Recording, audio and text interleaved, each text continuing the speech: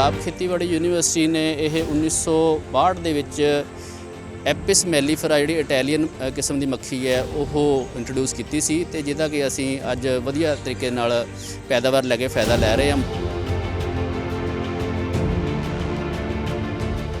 जिस तरह कि असीं जानते हैं जुलाई अगस्त सितंबर ये खास करके महीने जिहदे विच कि मानसून दे करके बरसातां दे विच वरखा रुੱਤ ਦੇ ਵਿੱਚ ਜਿਹੜੀਆਂ ਇਹ ਮਧੂਮੱਖੀਆਂ ਨੇ ਇਹਨਾਂ ਦੇ ਜਿਹੜੇ ਕੁਟੁੰਬ ਨੇ ਉਹਨਾਂ ਦੀ ਖਾਸ ਸਾਂਭ ਸੰਭਾਲ ਕਰਨੀ ਪੈਂਦੀ ਹੈ।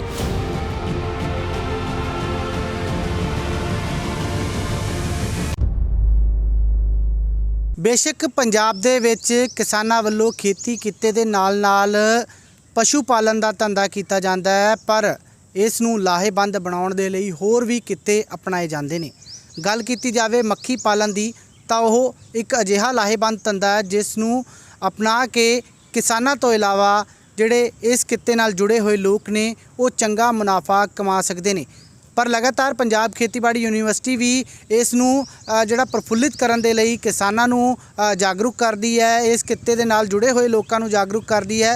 सब तो पहलां कुछ तस्वीरां साझीਆਂ करांगे, उस तो बाद एक एक पॉइंट ते जिहड़ी गलबात करांगे। सब तो पहलां जिहड़ियां तस्वीरां ने पंजाब खेतीबाड़ी यूनीवर्सिटी दे उस मक्खी पालन दियां ने जिथे इस नूं जिथे मक्खी नूं रखिया गया और ये तस्वीरां दे विच तुहानूं दिखावांगे कि किवें जिहड़ा मक्खी नूं रखिया जांदा है, किवें इस नूं जिहड़े साਂਭ संभाल कीती जांदी है और किवें इस दा जिहड़ा मुनाफा वो कमाया जांदा है और कित्थे इस नूं रखिया जा सकदा उस दे लई भी असीं गलबात करांगे।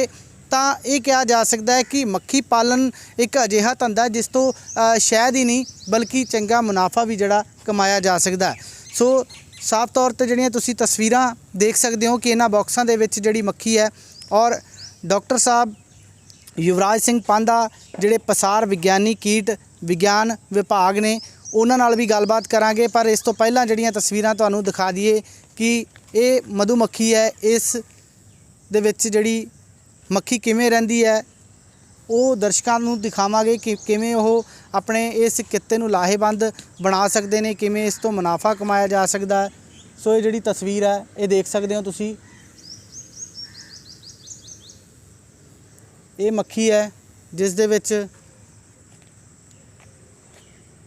शहद वाली मक्खी इस नूं कहा जा सकता है कि शहद वाली मक्खी है, इस दे विच पई हुई विखाई दे रही है और ये कहा जा सकता है कि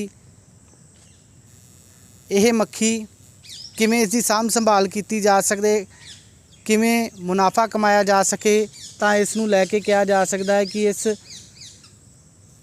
तस्वीर दे विच तुहानूं दिखाया जा रहा है कि किवें इस नूं देखिया जा रहा है माहरां दे वल्लों और किवें इसकी साਂਭ संभाल जिहड़ी है की जा सकती है।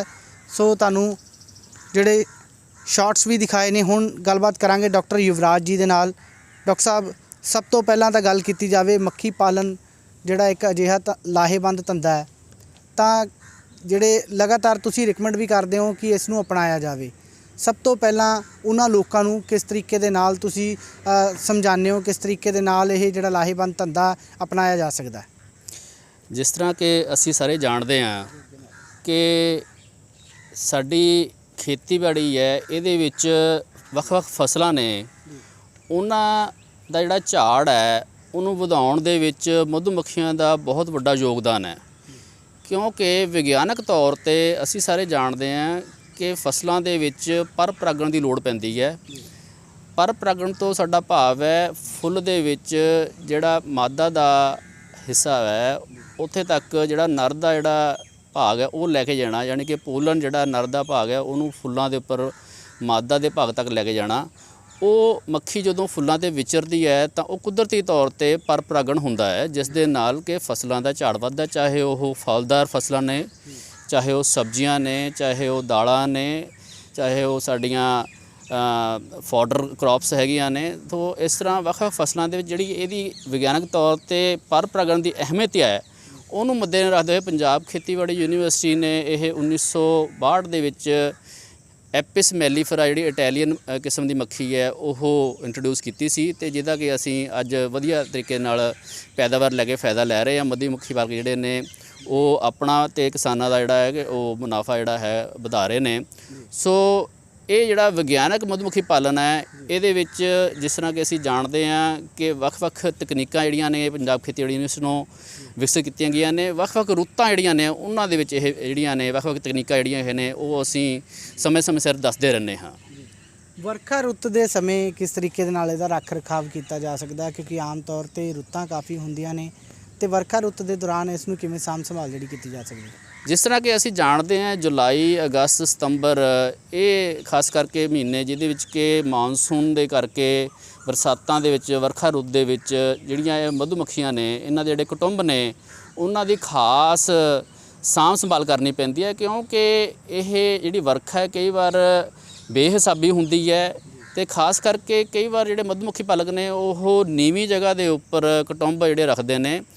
ਉਹਨਾਂ ਨੂੰ ਲਾਲਚ ਹੁੰਦਾ ਕਿ ਆਸੇ-ਪਾਸੇ ਫੁੱਲ ਫਲਾਕਾ ਬਹੁਤਾਤ ਦੇ ਵਿੱਚ ਹੈ ਤੇ ਉਹ ਕਈ ਵਾਰ ਜਦੋਂ ਅਚਨਚੇਤ ਜ਼ਿਆਦਾ ਵਰਖਾ ਦੇ ਕਰਕੇ ਪਾਣੀ ਯਕਦਮ ਜਿਹੜਾ ਵੈ ਉਹ ਚੜ੍ਹਦਾ ਵੈ ਤੇ ਇੰਨਾ ਟਾਈਮ ਨਹੀਂ ਮਿਲਦਾ ਕਿ ਉਹ ਸਹੀ ਤਰੀਕੇ ਨਾਲ ਜਿਹੜੇ ਕੁਟੁੰਬ ਚੱਕੇ ਜਾਣ, ਜਿਸ ਦੇ ਕਰਕੇ ਕਿ ਬੇਤਹਾਸ਼ਾ ਨੁਕਸਾਨ ਹੁੰਦਾ ਹੈ। ਤੇ ਕਈ ਪ੍ਰੋਗਰੈਸਿਵ ਬੀਕੀਪਰ ਵੀ ਜਿਹੜੇ ਉਹ ਹੀਰੋ ਤੋਂ ਮੈਂ ਸਮਝਦਾ ਕਿ ਜ਼ੀਰੋ 'ਤੇ ਆ ਜਾਂਦੇ ਨੇ। ਸੋ ਇਸ ਕਰਕੇ ਇਹ ਬਹੁਤ ਹੀ ਜ਼ਿਆਦਾ ਅਹਿਮ ਹੈ ਕਿ ਇਸ ਰੁੱਤ ਦੇ ਵਿੱਚ ਖਾਸ ਕਰਕੇ ਵਰਖਾ ਦੇ ਵਿੱਚ ਚੁਕੰਨੇ ਹੋ ਕੇ ਖਾਸ ਕਰਕੇ ਨੀਵੇਂ ਇਲਾਕਿਆਂ ਦੇ ਵਿੱਚ ਮਧੂਮੱਖੀ ਪਾਲਕ ਜਿਹੜੇ ਆਪਣੇ ਕੁਟੁੰਬ ਨਾ ਰੱਖਣ। ਡਾਕਟਰ ਸਾਹਿਬ, ਇੱਕ ਮਨਸੂਈ ਪਾਲਣ ਜਿਹੜਾ ਤੁਸੀਂ ਜ਼ਿਕਰ ਕੀਤਾ ਸੀ ਉਹ ਕੀ ਹੈ, ਉਹ ਕਿਵੇਂ ਮਤਲਬ ਜਿਹੜਾ ਇੱਕ ਤੁਸੀਂ ਖੰਡ ਦਾ ਵੀ ਜ਼ਿਕਰ ਕੀਤਾ ਸੀ ਕਿ ਉਹਨਾਂ ਨੂੰ ਜਿਹੜੀ ਫੀਡ ਹੈ ਉਹ ਦਿੱਤੀ ਜਾਂਦੀ ਹੈ? ਜਿਸ ਤਰ੍ਹਾਂ ਕਿ ਅਸੀਂ ਜਾਣਦੇ ਹਾਂ ਕਿ ਵਰਖਾ ਰੁੱਤ ਦੇ ਵਿੱਚ ਜਦੋਂ ਛੜਾਕਾ ਹੁੰਦਾ ਹੈ ਜਾਂ ਝੜੀ ਲੱਗਦੀ ਹੈ ਤਾਂ ਫੁੱਲ ਦੇ ਵਿੱਚ ਜਿਹੜਾ ਪਰਾਗ ਹੈ ਜਾਂ ਨੈਕਟਰ ਹੈ ਉਹ ਤੇਜ਼ ਵਰਖਾ ਦੇ ਕਰਕੇ ਜਾਂ ਛੜਾਕੇ ਕਰਕੇ ਜਿਹੜਾ ਪਰਾਗ ਝੜ ਜਾਂਦਾ ਹੈ। ਤੇ ਹਾਲਾਂਕਿ ਸਾਨੂੰ ਫੁੱਲ ਦਿਖਦੇ ਨੇ, ਕਈ ਵਾਰ ਫੁੱਲ ਵੀ ਝੜ ਜਾਂਦੇ ਨੇ, ਜਿਹਦੇ ਕਰਕੇ ਕਿ ਫੁੱਲ ਫਲਾਕਾ ਜਿਹੜਾ ਖਾਸ ਕਰਕੇ ਪੰਜਾਬ ਦੇ ਵਿੱਚ ਜਿੱਦਾਂ ਹੁਣ ਕਿ ਝੋਨਾ ਲੱਗ ਰਿਹਾ ਵਾ ਆਸੇ ਪਾਸੇ ਤੇ ਫੁੱਲ ਫਲਾਕਾ ਆਲਰੇਡੀ ਸਾਡੇ ਕੋਲ ਘੱਟ ਹੈ, ਲੇਕਿਨ ਜਿਹੜਾ ਵਰਖਾ ਦੇ ਨਾਲ ਜਿਹੜਾ ਫੁੱਲ ਹੈ ਜਿਹੜਾ ਕੁਝ ਫਸਲਾਂ 'ਤੇ ਹੁੰਦਾ ਵਾ, ਦਾਲਾਂ ਨੇ ਜਾਂ ਜਿਹੜਾ ਦਰਖਤ ਨੇ ਜਾਂ ਜਿਹੜੀਆਂ ਸਾਡੀਆਂ ਦੂਸਰੀਆਂ ਫਸਲਾਂ ਨੇ ਉਹ ਵੀ ਜਦੋਂ ਫੁੱਲ ਫਲਾਕਾ ਜਿਹੜਾ ਘਟ ਜਾਂਦਾ ਵਾ ਤਾਂ ਫਿਰ ਸਾਨੂੰ ਜਿਹੜਾ ਕੁਟੁੰਬ ਹੈ ਉਹਦੇ ਵਿੱਚ ਮਨਸੂਈ ਖੁਰਾਕ ਦੇਣੀ ਪੈਂਦੀ ਹੈ। ਤੇ ਉਹ ਅਸੀਂ ਦੋ ਤਰੀਕੇ ਦੇ ਨਾਲ ਦਿੰਦੇ ਹਾਂ। ਜਿਹੜਾ ਇੱਕ ਪੋਲਣ ਹੈ ਉਹਦੇ ਲਈ ਅਲੱਗ ਤਰੀਕਾ ਵੈ ਤੇ ਜਿਹੜਾ ਨੈਕਟਰ ਹੈ ਜਿਹੜਾ ਕਿ ਦੂਸਰਾ ਵੱਡਾ ਹਿੱਸਾ ਵੈ ਖੁਰਾਕ ਦਾ ਮੱਖੀਆਂ ਦੀ ਉਹਦੇ ਲਈ ਅਲੱਗ ਤਰੀਕਾ ਵੈ। ਸੋ ਅਸੀਂ ਇੱਥੇ ਕੁਝ ਇਕਵਿਪਮੈਂਟ ਵੀ ਰੱਖੇ ਨੇ, ਉਹਦੇ ਵਿੱਚ ਅਸੀਂ ਦਿਖਾ ਸਕਦੇ ਹਾਂ ਕਿ ਇਹ ਇੱਕ ਫੀਡਰ ਜਿਹੜੇ ਨੇ ਇਹ ਬਣੇ ਤਣੇ ਮਾਰਕੀਟ ਦੇ ਵਿੱਚ ਮਿਲ ਜਾਂਦੇ ਨੇ। ਇਹਨੂੰ ਅਸੀਂ ਡਿਵੀਜ਼ਨ ਬੋਰਡ ਫੀਡਰ ਕਹਿੰਦੇ ਹਾਂ। ਸੋ ਇਹ ਫੀਡਰ ਦਾ ਜਿਹੜਾ ਆਕਾਰ ਹੈ ਜਿਹੜਾ ਕੁਟੁੰਬ ਦੇ ਵਿੱਚ ਫਰੇਮ ਹੈ ਜਿਹੜਾ ਉਹਦੇ ਆਕਾਰ ਦੇ ਹੀ ਇਹ ਫੀਡਰ ਬਣੇ ਤਣੇ ਮਿਲਦੇ ਨੇ।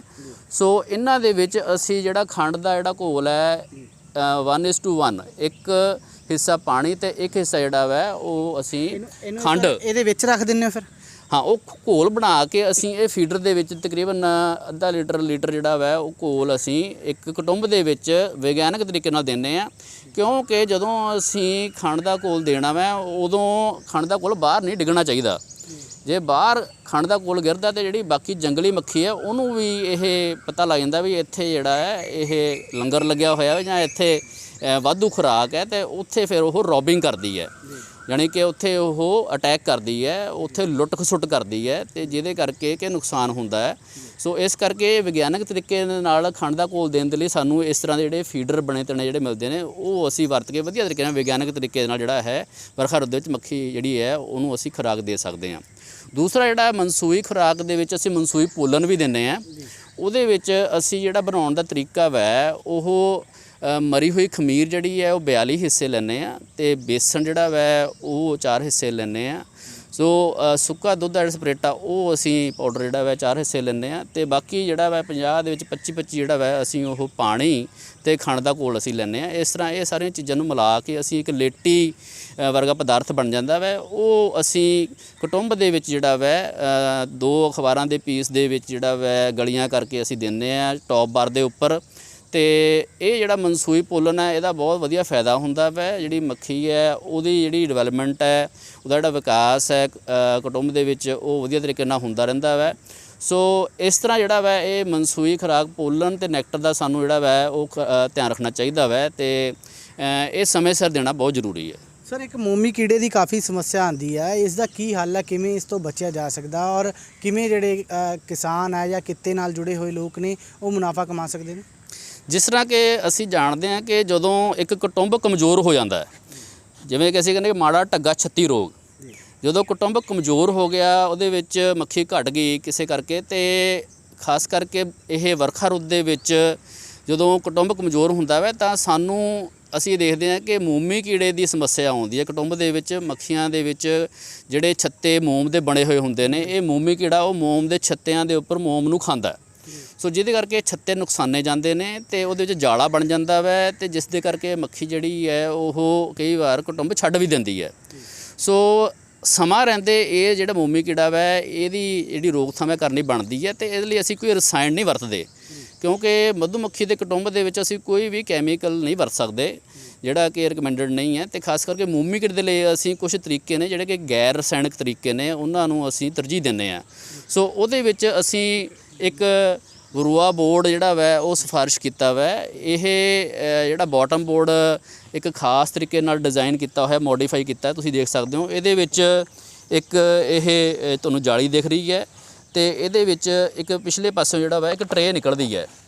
ਸੋ ਇਹਦੇ ਵਿੱਚ ਇਹ ਬੜਾ ਵਧੀਆ ਤਰੀਕਾ ਵਾ, ਜਦੋਂ ਅਸੀਂ ਇਹ ਬਾਟਮ ਬੋਰਡ ਵਰਤਦੇ ਹਾਂ ਤਾਂ ਜਿੰਨਾ ਵੀ ਗੰਦਮੰਦ ਹੈ ਉਹ ਕੁਟੁੰਬ ਦੇ ਵਿੱਚੋਂ ਥੱਲੇ ਗਿਰਦਾ ਵਾ, ਉਹ ਥੱਲੇ ਜਾਲੀ ਰਾਹੀਂ ਛਣ ਕੇ ਇਸ ਟਰੇ ਦੇ ਉੱਪਰ ਆ ਜਾਂਦਾ ਵਾ। ਤੇ ਅਸੀਂ ਹਫ਼ਤੇ ਬਾਅਦ ਜਿਹੜਾ ਵੈ ਇਹ ਵਰਖਾ ਰੁੱਤ ਦੇ ਵਿੱਚ ਖਾਸ ਕਰਕੇ ਇਹ ਟਰੇ ਨੂੰ ਬਾਹਰ ਕੱਢ ਕੇ ਇਹਦੀ ਸਫਾਈ ਜਿਹੜੀ ਹੈ ਉਹ ਕਰਦੇ ਹਾਂ। ਸੋ ਇਹਦੇ ਵਿੱਚ ਜਿੰਨਾ ਵੀ ਮੋਮੀ ਕੀੜੇ ਦੇ ਪਣਪਣ ਦੇ ਜਿਹੜੇ ਚਾਂਸ ਹੁੰਦੇ ਨੇ ਉਹ ਬਾਟਮ ਬੋਰਡ 'ਤੇ ਹੁੰਦੇ ਨੇ, ਤੇ ਜਦੋਂ ਅਸੀਂ ਇਹਨੂੰ ਲਗਾਤਾਰ ਹਰੇਕ ਹਫ਼ਤੇ ਜਿਹੜਾ ਨਿਯਮਿਤ ਤੌਰ 'ਤੇ ਸਫਾਈ ਕਰਦੇ ਹਾਂ ਤੇ ਇਹਨੂੰ ਧੁੱਪੇ ਰੱਖ ਦਿੰਦੇ ਹਾਂ, ਤੇ ਇਹਦੇ ਨਾਲ ਜਿਹੜੇ ਉਹਦੇ ਆਂਡੇ ਨੇ ਮੋਮੀ ਕੀੜੇ ਦੇ ਉਹ ਵੀ ਮਰ ਜਾਂਦੇ ਨੇ। ਸੋ ਇਸ ਤਰ੍ਹਾਂ ਅਸੀਂ ਜਿਹੜਾ ਇਹ ਮੋਮੀ ਕੀੜਾ ਵਾ ਇਹਨੂੰ ਗੈਰ ਰਸਾਇਣਿਕ ਢੰਗ ਦੇ ਨਾਲ ਇਹ ਵਿਗਿਆਨਕ ਜਿਹੜਾ bottom board, modified bottom board ਜਿਹੜਾ ਵਾ ਇਹਨੂੰ ਵਰਤ ਕੇ ਵਧੀਆ ਤਰੀਕੇ ਨਾਲ ਅਸੀਂ ਕੰਟਰੋਲ ਕਰ ਸਕਦੇ ਹਾਂ, ਉਹਦੀ ਰੋਕਥਾਮ ਕਰ ਸਕਦੇ ਹਾਂ। ਦੂਸਰਾ, ਮੋਮੀ ਕੀੜਾ ਕਈ ਵਾਰ ਜਦੋਂ ਛੱਤੇ ਨੁਕਸਾਨ ਕਰਦਾ ਵਾ, ਉਹ ਅਸੀਂ ਦੇਖਿਆ ਕਿ ਜਿਹੜੇ ਛੱਤੇ ਵਾਧੂ ਹੁੰਦੇ ਨੇ ਕੁਟੁੰਬ ਦੇ ਵਿੱਚ ਉਹਨਾਂ ਪਰ ਨੁਕਸਾਨ ਕਰਦਾ।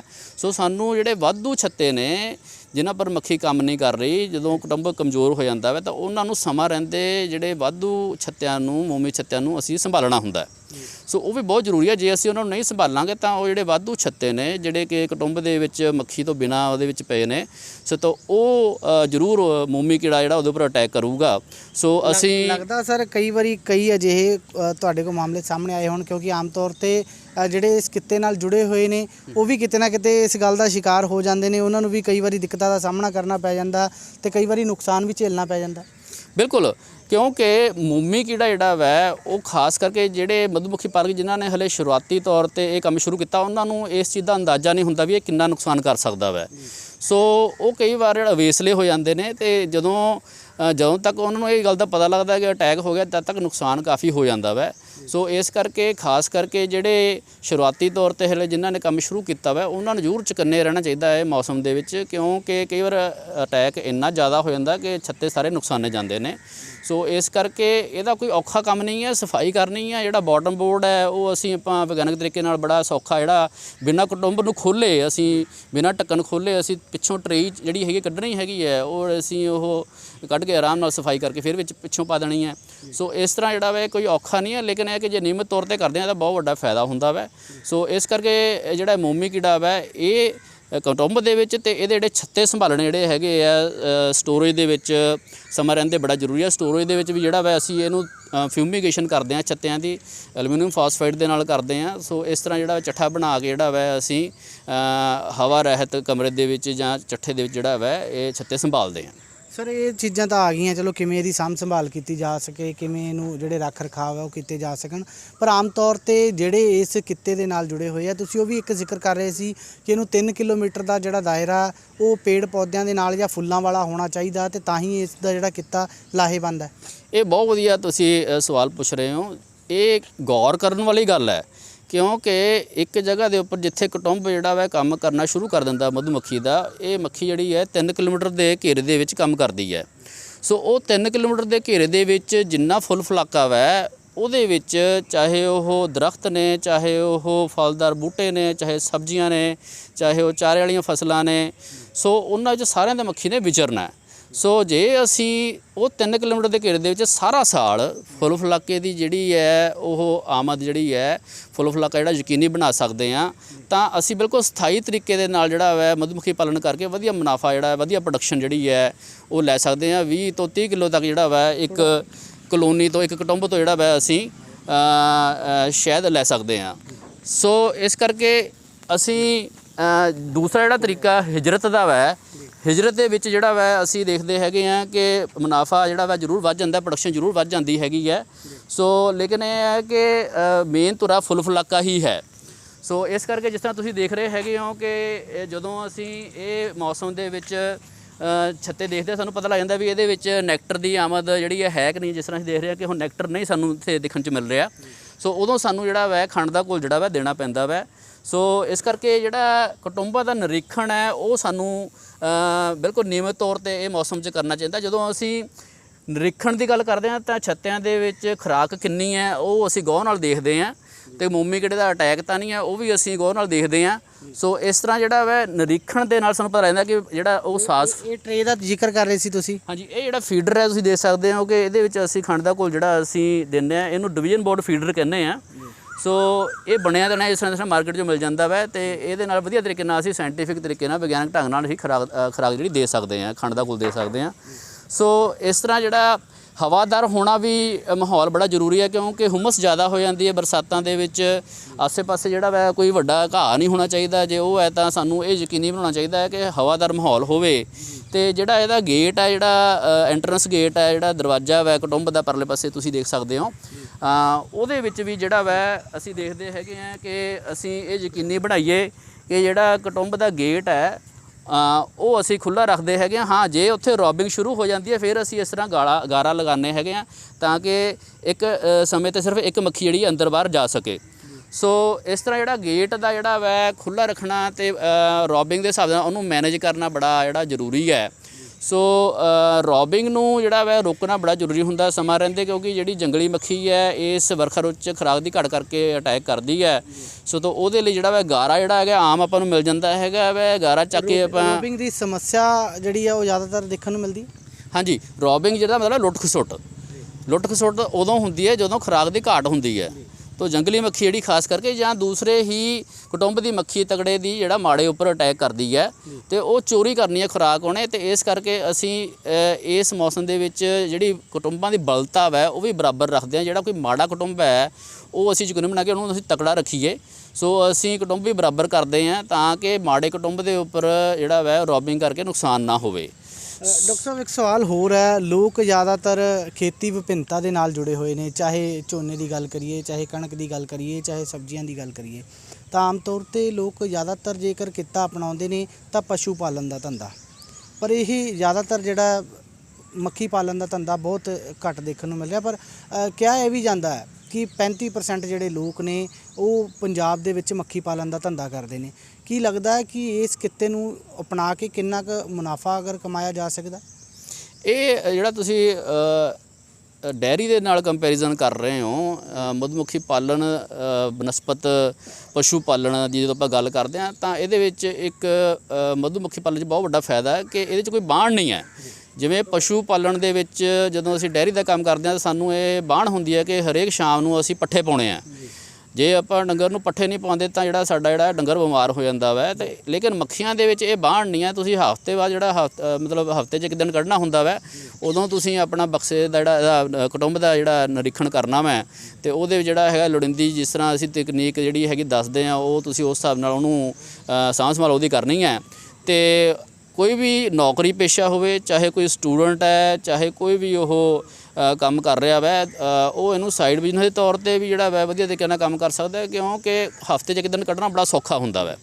ਸੋ ਇਸ ਕਰਕੇ ਹਾਂ ਜ਼ਰੂਰ ਇਹਦੇ ਵਿੱਚ ਆਪਾਂ ਨੂੰ ਇਹ ਖਿਆਲ ਰੱਖਣਾ ਕਿ ਅਸੀਂ ਫੁੱਲ ਫੁਲਾਕਾ ਜ਼ਰੂਰ ਜਿਹੜਾ ਵੈ ਉਹ ਮੇਨਟੇਨ ਰੱਖੀਏ ਆਸੇ ਪਾਸੇ 3 ਕਿਲੋਮੀਟਰ ਦੇ ਘੇਰੇ ਵਿੱਚ।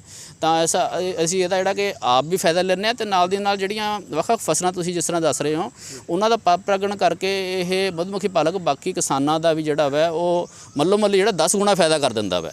ਸੋ ਇਸ ਕਰਕੇ ਜਿਹੜਾ ਮੁਫਤ ਵਿੱਚ ਫਾਇਦਾ ਬਾਕੀ ਕਿਸਾਨਾਂ ਨੂੰ ਹੋ ਰਿਹਾ ਉਹਨਾਂ ਨੂੰ ਮਧੂਮੱਖੀ ਪਾਲਕ ਦੇ ਨਾਲ ਮਿਲਵਰਤਨ ਰੱਖਣਾ ਚਾਹੀਦਾ ਵੈ। ਮਧੂਮੱਖੀ ਪਾਲਕ ਜਿਹੜਾ ਵੈ ਉਹਦੇ ਤੋਂ ਕੋਈ ਪੈਸਾ ਨਹੀਂ ਲੈ ਰਿਹਾ, ਲੇਕਿਨ ਕਿਸਾਨਾਂ ਦਾ ਜਿਹੜਾ ਹੈਗਾ ਮੁਫਤ ਹੀ ਫਾਇਦਾ ਕਰ ਰਿਹਾ ਹੈ। ਇਸ ਕਰਕੇ ਪਰ ਪਰਾਗਣ ਦੀ ਜਿਹੜੀਆਂ ਇਹ ਸੇਵਾਵਾਂ ਨੇ ਮੁਫਤ ਜਿਹੜੀ ਮੱਖੀ ਦੇ ਰਹੀ ਹੈ, ਇਹਦੀ ਅਹਿਮੀਅਤ ਨੂੰ ਆਪਾਂ ਨੂੰ ਸਮਝਣ ਦੀ ਲੋੜ ਹੈ। ਤੇ ਦੂਸਰਾ ਮੈਂ ਸੰਦੇਸ਼ ਇਹ ਦੇਣਾ ਚਾਹੂੰਗਾ ਕਿ ਜਿਹੜਾ ਬੀਜ ਉਤਪਾਦਨ ਦਾ ਕੰਮ ਹੈ ਉਹ ਬਹੁਤ ਜ਼ਰੂਰੀ ਹੈ। ਜਿਹੜਾ ਸਾਡਾ ਕਿਸਾਨ ਹੈ ਉਹਨੂੰ ਯੂਨੀਵਰਸਿਟੀ ਤੋਂ ਬੀਜ ਉਤਪਾਦਨ ਦੀਆਂ ਸਿਖਲਾਈਆਂ ਲੈਣੀਆਂ ਚਾਹੀਦੀਆਂ ਨੇ, ਚਾਹੇ ਉਹ ਸਬਜ਼ੀਆਂ ਦਾ ਬੀਜ ਉਤਪਾਦਨ ਹੈ, ਚਾਹੇ ਹੋਰ ਫਸਲਾਂ ਨੇ। ਕਿਉਂਕਿ ਜਦੋਂ ਬੀਜ ਉਤਪਾਦਨ ਵਾਲੇ ਪਾਸੇ ਕਿਸਾਨ ਜਾਂਦਾ ਵੈ ਤਾਂ ਉਹਦੇ ਵਿੱਚ ਜਿਹੜੀ ਆਮਦਨ ਹੈਗੀ ਉਹ ਵੀ ਵੱਧ ਜਾਂਦੀ ਹੈ, ਕਈ ਵਾਰ ਦੁੱਗਣੀ ਤੋਂ ਵੱਧ ਜਾਂਦੀ ਹੈ। ਸੋ ਕਈ ਗੁਣਾ ਜਿਹੜਾ ਮੁਨਾਫਾ ਵੱਧ ਜਾਂਦਾ। ਨਾਲ ਦੀ ਜਿਹੜਾ ਮਧੂਮੱਖੀ ਪਾਲਕ ਹੈ ਉਹਨੂੰ ਵੀ ਫਾਇਦਾ ਹੁੰਦਾ, ਕਿਉਂਕਿ ਜਦੋਂ ਬੀਜ ਉਤਪਾਦਨ ਹੋਣਾ ਫੁੱਲ ਬਣਨਾ ਹੈ, ਜਦੋਂ ਫੁੱਲ ਬਣਨਾ ਹੈ ਤਾਂ ਮਧੂਮੱਖੀ ਪਾਲਕ ਜਿਹੜਾ ਉਹਦੀਆਂ ਮੱਖੀਆਂ ਨੂੰ ਫਾਇਦਾ ਹੋਣਾ ਤੇ ਇਸ ਤਰ੍ਹਾਂ ਪਰ ਪਰਾਗਣ ਵੀ ਹੋਣਾ ਹੈ। ਤੇ ਇਸ ਤਰ੍ਹਾਂ ਅਸੀਂ ਸਾਰਿਆਂ ਦਾ ਜਿਹੜਾ ਫਾਇਦਾ ਵੈ ਇਹਦੇ ਵਿੱਚ ਜਿਹੜਾ ਵੈ ਅਸੀਂ ਇਹ ਚੀਜ਼ ਦੀ ਅਹਿਮੀਅਤ ਨੂੰ ਸਾਨੂੰ ਸਮਝਣਾ ਚਾਹੀਦਾ ਵੈ। ਸੋ ਇਸ ਕਰਕੇ ਅਸੀਂ ਇਹ ਚਾਹੁੰਦੇ ਹੈਗੇ ਆ ਕਿ ਇਹ ਮਧੂਮੱਖੀ ਪਾਲਕ ਜਿਹੜਾ ਵੈ ਉਹਦੇ ਨਾਲ ਮਿਲਵਰਤਨ ਕਰਕੇ ਇਹਨੂੰ ਆਪਾਂ ਵਧਾਵਾ ਦਈਏ। ਤੇ ਜਿਹੜਾ ਸ਼ਹਿਦ ਹੈਗਾ ਬਹੁਤ ਵਧੀਆ ਖੁਰਾਕ ਹੈ। ਇਸ ਤੋਂ ਇਲਾਵਾ ਵੀ ਬੜੇ ਵਧੀਆ ਪਦਾਰਥ ਮਿਲਦੇ ਨੇ ਮਧੂਮੱਖੀ ਪਾਲਣ ਤੋਂ, ਤੇ ਇਹਨੂੰ ਅਸੀਂ ਆਪਣੀ ਜਿਹੜੀ ਰੋਜ਼ਾਨਾ ਦੀ ਜਿਹੜੀ ਖੁਰਾਕ ਹੈ ਉਹਦਾ ਹਿੱਸਾ ਬਣਾਈਏ।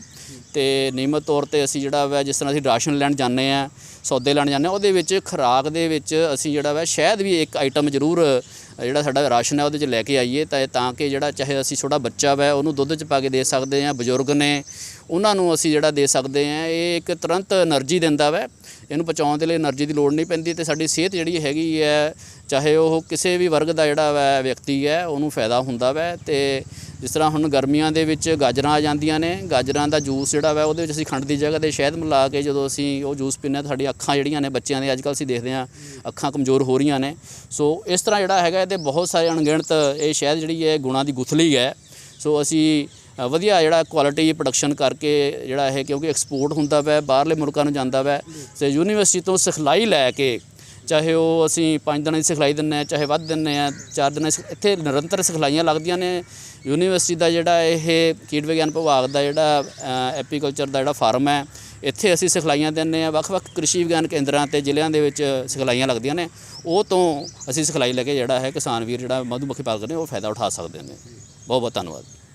ਸੋ ਸਾਫ਼ ਤੌਰ 'ਤੇ ਡਾਕਟਰ ਸਾਹਿਬ ਨੇ ਬਰੀਕੀ ਦੇ ਨਾਲ ਜਿਹੜੀ ਜਾਣਕਾਰੀ ਦਿੱਤੀ ਔਰ ਕਿਹਾ ਕਿ ਕਿਵੇਂ ਜਿਹੜਾ ਇਸ ਮੱਖੀ ਪਾਲਣ ਦਾ ਧੰਦਾ ਕਰਕੇ ਜਿਹੜੇ ਇਸ ਕਿੱਤੇ ਨਾਲ ਜੁੜੇ ਹੋਏ ਨੇ, ਚਾਹੇ ਉਹ ਕਿਸਾਨਾਂ ਦੀ ਗੱਲ ਹੈ, ਚਾਹੇ ਆਮ ਦੀ ਲੋਕਾਂ ਦੀ ਗੱਲ ਹੈ, ਤਾਂ ਇਸ ਧੰਦੇ ਨੂੰ ਅਪਣਾ ਕੇ ਚੰਗਾ ਮੁਨਾਫਾ ਵੀ ਕਮਾ ਸਕਦੇ ਨੇ। ਔਰ ਇਹਨੂੰ ਕਿਵੇਂ ਜਿਹੜਾ ਇਸ ਦਾ ਰੱਖ ਰਖਾਵ ਕੀਤਾ ਜਾ ਸਕਦਾ, ਕਿਹੜੀ ਇਹਨਾਂ ਨੂੰ ਫੀਡ ਜਿਹੜੀ ਹੈ ਸਮੇਂ ਸਿਰ ਦਿੱਤੀ ਜਾ ਸਕਦੀ, ਤਾਂ ਉਸ ਨੂੰ ਲੈ ਕੇ ਉਹਨਾਂ ਨੇ ਜਿਹੜੀ ਜਾਣਕਾਰੀ ਸਾਂਝੀ ਕੀਤੀ ਔਰ ਕਿਹਾ ਕਿ ਮੱਖੀ ਪਾਲਣ ਦਾ ਧੰਦਾ ਇੱਕ ਲਾਹੇਵੰਦ ਧੰਦਾ, ਇਸ ਨੂੰ ਅਪਣਾਉਣਾ ਜ਼ਰੂਰ ਚਾਹੀਦਾ।